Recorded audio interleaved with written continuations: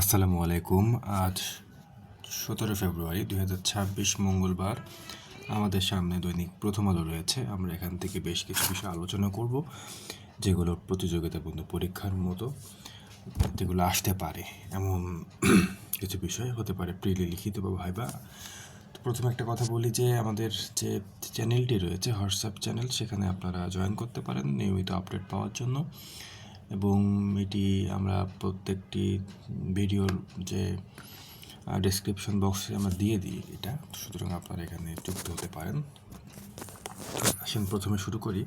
দেখেন, সংবিধান সংস্কার পরিষদের শপথ নেওয়ার বিষয়ে একটা ধূম্রজাল তৈরি হয়েছে। ইতিমধ্যে সেটা আমরা দেখতেও পেয়েছি যে যেহেতু এখন যে সময় দেওয়া হয়েছে শপথ নেওয়া, সে সময় অতিক্রান্ত হওয়ার পরে বোঝা যাচ্ছে যে আসলে বাংলাদেশ সংসদ গঠনের আগেই ইতিমধ্যে একটি ধূম্রজাল এবং বিভ্রান্তি এবং পাশাপাশি বিরোধ সৃষ্টি হয়েছে। এবং এই বিরোধ আমার মনে হয়, যেটা দেখে মনে হচ্ছে সামনের দিনে খুব ভালো সংসদ হবে বা বোঝাপড়া হবে। তাহলে কীভাবে হবে? তো আসেন আমরা এখান থেকে শুরু করি। বিষয়টা কি? দেখেন, ইতিমধ্যে বিএনপি শপথ গ্রহণ করেছে এবং তারা সংবিধান সংস্কার পরিষদের শপথ নেয়নি। জামাত বলেছে যে আমরা তাদের নির্ধারিত সময় দুপুর 12টার সময় তারা নেবেন শপথ, এমন কথা বলা ছিল। ওনারা বলেছেন যদি বিএনপি সংবিধান সংস্কার পরিষদের শপথ না নেয় তাহলে তারা কোনো শপথই নেবেন না। সুতরাং এখনও তাহলে কী বোঝা যাচ্ছে এখান থেকে বার্তাটা? কিন্তু আমরা সংবাদে যাই, আসলে পক্ষ বিপক্ষ থাকতে পারে, কিন্তু আইন, দেশের সংবিধান কি বলে এটাও তো আমাদের জানা দরকার, যে ভালো মন্দ বিষয় নাকি কোনো না কোনো দিক থেকে ফাঁকফোকর রয়েছে। আসেন শুরু করি। দেখেন, বিএনপি থেকে নির্বাচিত সংসদ সদস্যরা শেষ পর্যন্ত সংবিধান সংস্কার পরিষদের সদস্য হিসেবে আজ মঙ্গলবার শপথ নেবেন কিনা, যা ইতিমধ্যে ফলাফল পাওয়া গেছে নেননি। দেখেন, আজকে কিন্তু জাতীয় সংসদ সচিবালয় 2টা প্রস্তুতি নিয়ে রেখেছিল। এখন এখানে কি কি কথা আছে সেটা দেখি আমরা। এখানে আসেন, এখানে বলে বিএনপির কথাটা শুনেন। বিএনপি বলছে যে বিদ্যমান সংবিধান সংস্কার পরিষদ বলে কিছু নেই। বিদ্যমান সংবিধানের 3য় তফসিলে বিভিন্ন পদে শপথের কথা বলা আছে। এটা সত্যি যে 3য় তফসিলে কিন্তু রাষ্ট্রপতির শপথের কথা বলা আছে, প্রধানমন্ত্রীর শপথের কথা বলা আছে, স্পিকারের শপথের কথা বলা আছে, ডেপুটি স্পিকারের শপথের কথা বলা আছে, সংসদ সদস্যদের শপথের কথা বলা আছে, প্রধান বিচারপতি ও বিচারপতিদের শপথের কথা বলা আছে। আরও বলা আছে প্রধান নির্বাচন কমিশনার ও নির্বাচন কমিশনারদের শপথ, মহাহিসাব নিরীক্ষক ও নিয়ন্ত্রকের শপথ, পিএসসি সদস্যদের শপথ। কিন্তু কোথাও এই বিষয়ে বলা নেই। এটা তো অসত্য নয়। তারপরে বলা আছে যে যেখানে সংসদ সদস্যদের শপথের কথা বলা আছে, সংবিধান সংস্কার পরিষদের সদস্য হিসেবে শপথের কথা বিষয় নেই। প্রধান নির্বাচন কমিশনারও এ ধরনের শপথ পড়ানোর এখতিয়ার নেই। এটা বিএনপির কৃতে বলা হয়েছে। এবং আর একটা বিষয়ে ধূম্রজাল রয়েছে এবং যেটা বেশ সামনের দিনে আমরা পাবো, তাহলে সংবিধান সংস্কার করার জন্য আসলে কাদের ক্ষমতা আছে, এটা এক নম্বর জিনিস। কারণ আমাদের যে বিদ্যমান সংবিধান অনুযায়ী সংসদে যারা 3/2 মেজরিটি থাকে, তাহলে যে কোনো আইন বা সংবিধানটা সংশোধন হওয়ার সুযোগ আছে। এখানে সে লেখা আছে যে বিদ্যমান সংবিধান অনুযায়ী সংসদের 2/3 সদস্যের সমর্থনে সংবিধান সংশোধন করা যায়। কিন্তু এবার নিয়মিত সংসদ নয়, সংবিধান সংস্কারে কাজ করবে সংবিধান সংস্কার পরিষদ, এমনই বলা আছে জুলাই বাস্তবায়ন আদেশে। তাহলে সংসদ সদস্যদেরকে পাশ কাটিয়ে কি আলাদা একটা বডি তারা কাজ করবে সংবিধান সংস্কার, অর্থাৎ সংশোধন সরাসরি? এটা কি সম্ভব হবে? এটা কি কোনোভাবে কি আইনে টিকবে? বা হাইকোর্ট বা সুপ্রিম কোর্টকে এটাকে পারমিট করতে পারবে যদি রিড করা হয় বা জানতে চাওয়া হয় কী হবে আসলে? দেখেন, এখানে লেখা হয়েছে বিষয়টাও যে নিয়মিত সংসদ সংবিধানের মৌলিক কাঠামোই পরিবর্তন আনতে পারে কি না তা নিয়ে প্রশ্ন ওঠার সুযোগ আছে। এভাবে সংবিধান সংশোধন করা হলে পরে এটি আদালতের চ্যালেঞ্জ হতে পারে, কিন্তু যদি আগামী সংসদকে সংবিধান সংস্কারে বিশেষ ক্ষমতা দেওয়া হয় তাহলে চ্যালেঞ্জ করার সুযোগ থাকবে না। অর্থাৎ কিছু সুযোগ থাকবে, প্রধানত সুযোগ নেই, কিন্তু তারপরও কিছু সুযোগ থাকবে যে এটা চ্যালেঞ্জ নাও হতে পারে, তবে চ্যালেঞ্জ হওয়ার সুযোগ অনেক বেশি আছে। দেখেন, আমরা সংবিধান বিশেষজ্ঞ শাহদিন মালিকের বিবিসিতে দেওয়া একটা বক্তব্য এখানে আমরা অ্যাড করেছি, এটা একটু জানার চেষ্টা করব যে উনি কী বলেছেন। উনি বলেছেন, আইনগতভাবে সংবিধান সংস্কার পরিষদের কোনো ভিত্তি নেই, এটার আইনি ভিত্তি দিতে পারে হচ্ছে পার্লামেন্ট। কাজেই সেখানে সিদ্ধান্ত হওয়ার আগে এরকম পরিষদের শপথ পড়ানো হলে সেটা আইনসম্মত হবে না। বিবিসি বাংলাকে বলছিলেন সুপ্রিম কোর্টের জ্যেষ্ঠ আইনজীবী ও সংবিধান বিশেষজ্ঞ শাহদিন মালিক। তার মানে আমরা বুঝলাম এখান থেকে যে সুযোগ কিছু রেখে দেওয়া হয়েছে সনদের মধ্যেই, যেটা হয়তো বা তারা আলোচনাও করেছে, কিন্তু আইনি কিছুটা ভিত্তি নাই, এটাও তো সত্য। এখন ফাইনালি যেটা বোঝা যাচ্ছে, অর্থাৎ মূল কথা এখান থেকে রাজনীতিকরণটাই হবে, এবং আসলে সংসদ গঠনের আগেই একটা বড় দুই দলের বা দুই পক্ষের, সরকার এবং বিরোধী দলের মধ্যে যে বিরোধ সেটা প্রকাশ্য হবে এবং এ নিয়ে দেশেও উত্তাপ সৃষ্টি হবে। তবে এর পাশাপাশি আর একটা কথাও সত্যি যে রোজা খুব দ্রুতই শুরু হচ্ছে, এবং সেই হিসাবে বাংলাদেশের আসলে অনেক চ্যালেঞ্জ আছে। তো সেই সব চ্যালেঞ্জ মোকাবেলা করা, একই সাথে এই ধরনের পরিস্থিতি মোকাবেলা করা বাংলাদেশের অর্থনীতির যে অবস্থা, সে অবস্থার জন্য খুব একটা ভালো দেখাবে না। তারপর আমরা দেখি কোন দিকে যেতে পারে বিষয়গুলো। এটা এখানে আপাতত রাখলাম, এবং আমি বলছিলাম সর্বশেষ আপডেট এটাই যে সম্ভবত জামায়াত তাদের শপথ নিচ্ছে না। আমি একটু আগে বিবিসিতে, প্রথম আলোতে এটা দেখছিলাম, তারা লাইভ আপডেট দিচ্ছিল। তো আসেন এটা অন্য বিষয়ে যাই। আর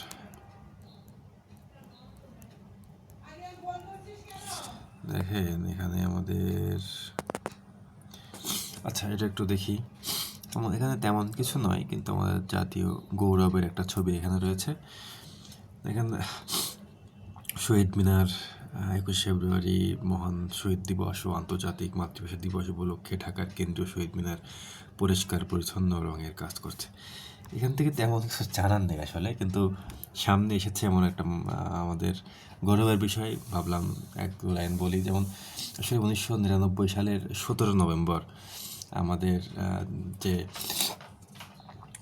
মানে মাতৃভাষা দিবস, আমাদের এখানে এটাকে যে আন্তর্জাতিক মাতৃভাষা দিবস করা হয়, এটা 1999 সালের 17 নভেম্বর ইউনেস্কো এই আমাদের 21 ফেব্রুয়ারিকে আন্তর্জাতিক মাতৃভাষা দিবসের স্বীকৃতি দেয়।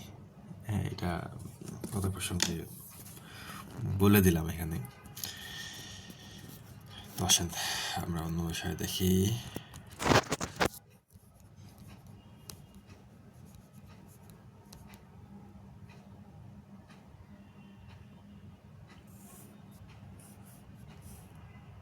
আচ্ছা, প্রথমে আমরা ফিলিস্তিন ভূখণ্ড দখলের নতুন প্রক্রিয়া শুরু ইসরায়েলের, আমরা এখানে একটু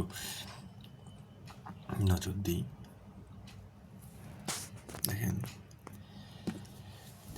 ফিলিস্তিনের পশ্চিম তীরের জমিকে রাষ্ট্রীয় সম্পত্তি হিসেবে নিবন্ধনের একটি প্রক্রিয়া অনুমোদন করেছে ইসরায়েল সরকার। ইসরায়েলের এই পদক্ষেপের তীব্র নিন্দা জানিয়েছে আরব দেশগুলো।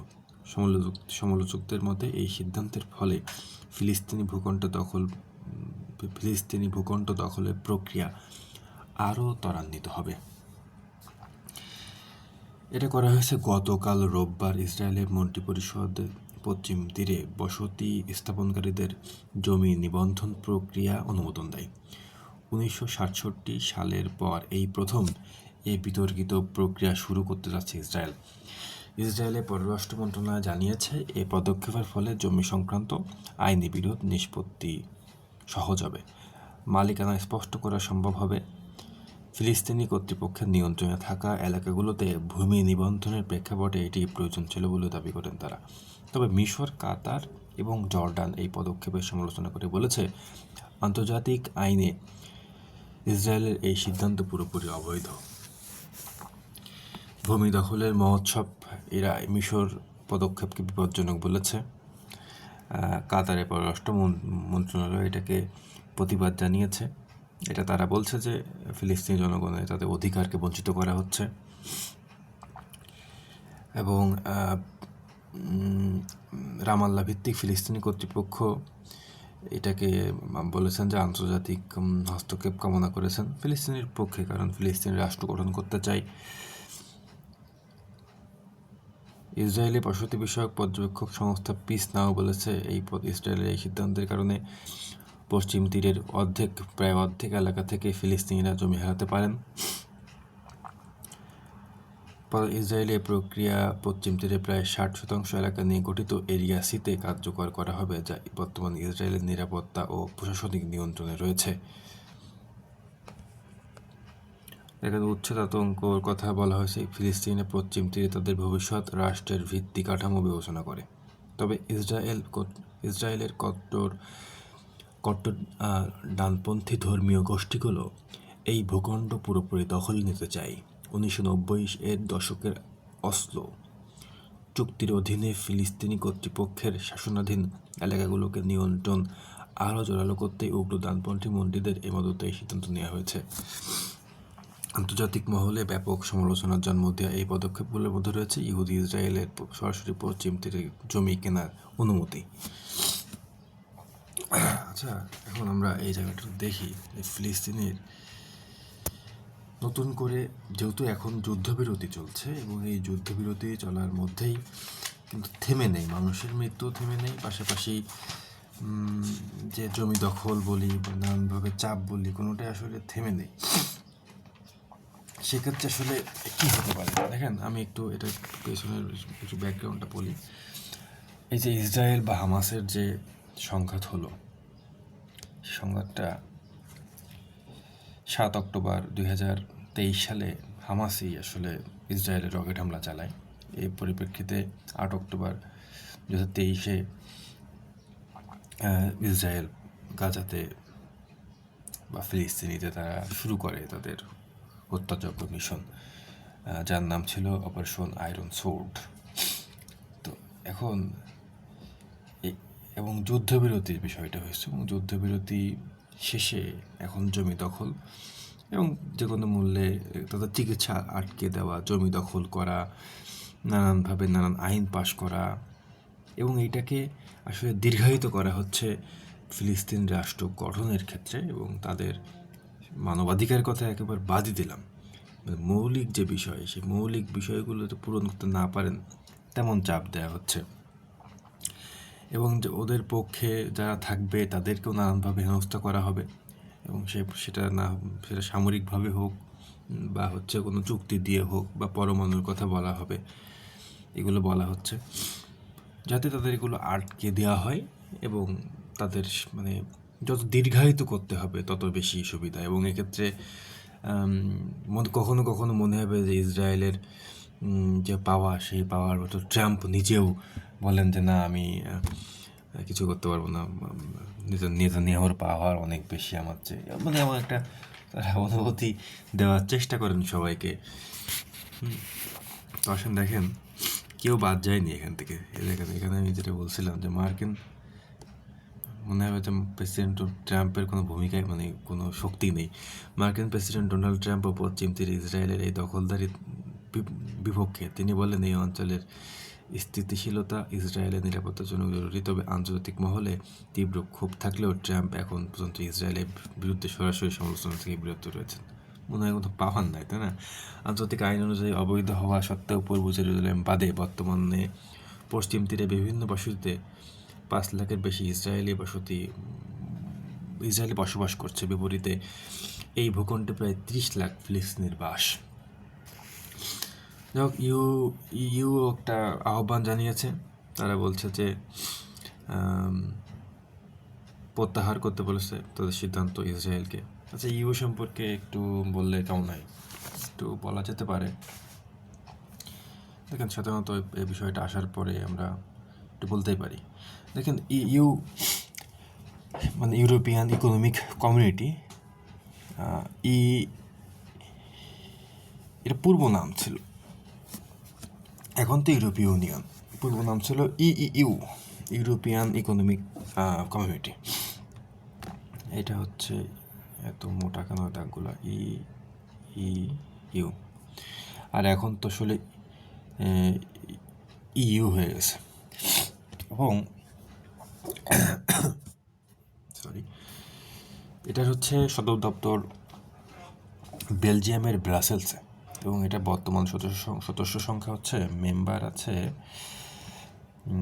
হচ্ছে 27টি, এবং সর্বশেষ সদস্য হচ্ছে ক্রোয়েশিয়া 2013 সালে। এখন 27টি। আচ্ছা, এখন আহ্বান জানিয়েছে কি দেখতে পারি আমরা এখানে। আহ্বান জানিয়েছে হচ্ছে ইউ বলছে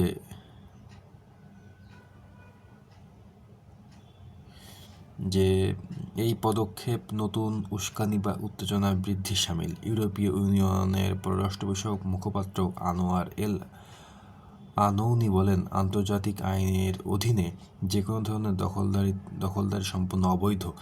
আমরা ইসরায়েলকে এই সিদ্ধান্ত থেকে সরে আসার আহ্বান জানাই। আদৌ কি হবে আপনার মনে হয়? এটা হওয়ার সম্ভাবনা একেবারেই নেই। আসেন আমরা একটা অন্যদিকে খেয়াল করি। ট্রাম্পের করা ক্ষতি সামলাতে পথ খুঁজছে ইউরোপ ও ডেমোক্র্যাট। দেখেন, এটা মূলত জার্মানির মিউনিকে নিরাপত্তা সম্মেলন হচ্ছে। বিশ্বের 60টার বেশি দেশ এটা এখানে আছে ইউরোপীয় দেশগুলো আছে, আমেরিকান সদস্যরা আছেন, তারপরে এশিয়ার বিভিন্ন দেশ আছেন। মূল কথা একটু প্রভাবশালী দেশগুলো এখানে আছে। সরাসরি এরা ন্যাটো না, তো তারা আছেন, তারা মিলে আলোচনা করছেন। মূল এজেন্ডা হচ্ছে যে রাশিয়া ইউক্রেন যুদ্ধ, ফিলিস্তিন গাজা পরিস্থিতি, ইসরায়েল পরিস্থিতি, তারপরে হচ্ছে ন্যাটো এবং যুক্তরাষ্ট্রের একটা সম্পর্কের যে টানাপোড়েন সেগুলো নিয়ে, গ্রিনল্যান্ড ইস্যু, এগুলোই হচ্ছে। তারা কিন্তু একটা সম্পর্ক ভারসাম্য করতে চায়। যদিও এর প্রতিষ্ঠার পেছনে যে কথাটি বলা হয় যে 1963 সালে এটার একটা প্রতিষ্ঠা বা হচ্ছে উদ্যোগ বলতে পারি। প্রথম দিকে তো ইউএসএ এখানে যুক্ত হচ্ছিল না,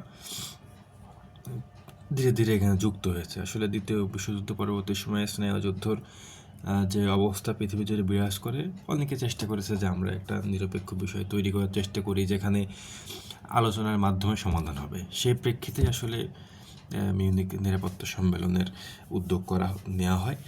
তো দেখেন, এখন যেটা হচ্ছে, ট্রাম্পের করা ক্ষতি সামলাতে পথ খুঁজছে ইউরোপীয় ডেমোক্র্যাটরা। এখন এই বিষয়ে এখানে একটা কথা বলা আছে যে জার্মানির মিউনিক নিরাপত্তা সম্মেলনে যোগ দিয়েছেন যুক্তরাষ্ট্রের বেশ কয়েকজন ডেমোক্রেট নেতা। তাদের অনেকেই ভবিষ্যতে দেশের প্রেসিডেন্ট হতে চান।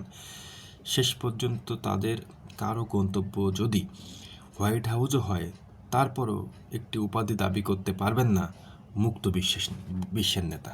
এটা কেন? এটা কারণ হচ্ছে যে ট্রাম্প এখন মুক্ত বিশ্বের নেতা নেই, উনি আছেন কেমন কেমন আর কি। হ্যাঁ, তো এই জন্য মুক্ত বিশ্ব নেতা আর বলতে পারবেন না যে ক্ষমতায় আসুক। জাস্ট একটা আভাস দেওয়া হলো বা সতর্ক করে দেওয়া হলো আর কি। দেখেন, এখানে খানিকটা ডোনাল্ড ট্রাম্পের দায়ী করা হয়েছে। এটা কেন করা হলো? যেমন সম্মেলনে ক্যালিফোর্নিয়ার যে গভর্নর, উনি এসে কিন্তু বলছেন যে সম্মেলনে যেসব নেতার সঙ্গে তিনি দেখা করেছেন তারা মনে করেন আটলান্টিক পারের দেশগুলোর জোটের যে ক্ষতি হয়েছে তা পূরণ করা সম্ভব নয়। মানে ট্রান্স আটলান্টিক যে, মানে এই পাশে আমেরিকা, এই পাশে ইউরোপ বা আফ্রিকার দেশগুলোর যে সম্পর্ক পূরণ করা সম্ভব নয়। এর ক্ষতির পেছনে দায়কার বলাই বাহুল্য যে যুক্তরাষ্ট্র ইউরোপ সম্পর্কে অবনতির জন্য অনেকাংশে দায়ী হচ্ছে মার্কিন প্রেসিডেন্ট ডোনাল্ড ট্রাম্প। উনি এটা বলেছেন আর কি। সবাই মিলে যদি এখন দোষ দেন, এই যে একটা, উনি তো কী এখন ট্রাম্প এখানে কী করতে পারে? সম্মেলনে বক্তব্য দেন জার্মান চ্যান্সেলর ফ্রেডরিক মেটজ, না যাই হোক, এটা আমি বুঝতে পারছি না, ফ্রেডরিকই বলি। তার বক্তব্য ইউরোপের নতুন বাস্তবতা স্পষ্ট করেছে। তা হলো এখন যুক্তরাষ্ট্র পরবর্তী শতাব্দী চলছে। তিনি বলেন, ইউরোপ ও যুক্তরাষ্ট্রের মধ্যে বিভাজন তৈরি করা হয়েছে। ইউরোপের পরমাণু নিরাপত্তা নিয়ে তিনি ফ্রান্সের সঙ্গে বৈঠক করেছেন। তার ইঙ্গিত হলো যুক্তরাষ্ট্র সব সময় মিত্রদের পাশে দাঁড়াবে, এমন বিশ্বাস আর ইউরোপের নেই।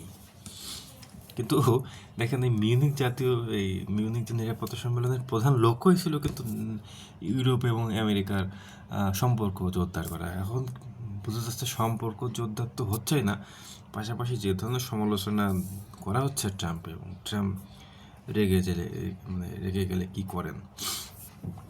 আচ্ছা দেখি দেশের ভিতরে পরিবর্তন কি বলা আছে। ট্রাম্পের একের পর এক কর্মকাণ্ড যুক্তরাষ্ট্রের ভিতরে ডেমোক্রেটদের সম্ভাবনা উন্নতি করছে। ট্রাম্পের জনপ্রিয়তার হার কমছে, হ্যাঁ এটাও সত্যি। এবং জনপ্রিয়তা এবং তার বিশেষ করে যে এপস্টাইন ফাইলের যার যে অবস্থা দেখা যাচ্ছে, এবং সামনে নির্বাচন উপলক্ষে ট্রাম্পের মনে হয় না টিকার সম্ভাবনা খুব একটা আছে। তো এর আগে যদি উনি আগ্রাসী মনোভাব দেখাতে পারেন, ওনার পররাষ্ট্রনীতি কতটা আসলে ডিফেন্সিভ বিরোধী হবেন, অ্যাটাকিং হবে, এটার উপর নির্ভর অনেক কিছুই করছে আর কি। তো দেখি ট্রাম্পের জনপ্রিয়তার হার কমছে।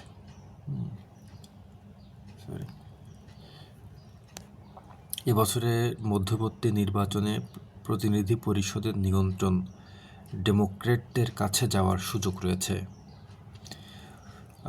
নিউসম সিএনএনকে বলেন, মধ্যবর্তী নির্বাচনে ট্রাম্প বড় ধরনের পরাজয়ের মুখে পড়বেন। আমার মনে হয় বিশ্বও ধীরে ধীরে এই বাস্তবতার সঙ্গে পরিচিত হচ্ছে। যুক্তরাষ্ট্রের প্রতিনিধি পরিষদের বেশিরভাগ সদস্য এবার মিউনিক সম্মেলনে যেতে পারেননি, কারণ রিপাবলিকান স্পিকার মাইক জনসন কংগ্রেসের প্রতিনিধি দল বাতিল করে দেন। এরপর কয়েকজন ডেমোক্র্যাট প্রতিনিধি নিজ উদ্যোগে সম্মেলনে যান। তাদের মধ্যে ছিলেন কলোরাডোর প্রতিনিধি জেসন ক্রো, জাতীয় নিরাপত্তা ইস্যুতে গুরুত্বপূর্ণ কণ্ঠ হিসেবে পরিচিত ক্রো। সম্মেলনে ক্রো ইউরোপিয়ান নেতাদের আশ্বস্ত করার চেষ্টা করেছিলেন যে ট্রাম্পের হাত থেকে অন্তত কিছু ক্ষমতা ফিরিয়ে আনতে ডেমোক্রেটরা প্রস্তুত।